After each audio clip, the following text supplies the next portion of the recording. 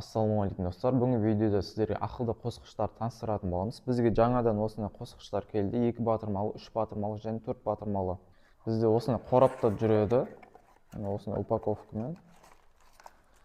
Ішіне қарайтын болсақ, өзінің қатыруға арналған 2 болты және де инструкциясы бар.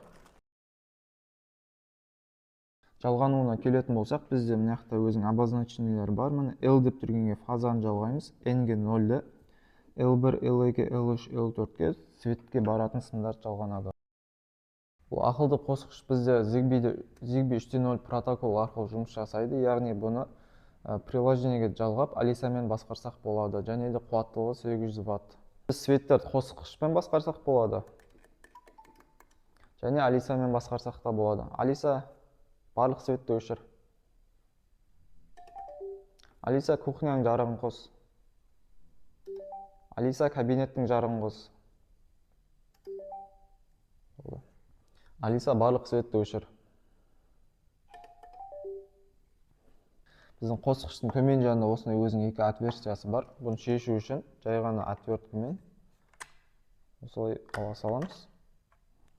Және де былай орнатып болғаннан кейін қайтадан кигізе саламыз.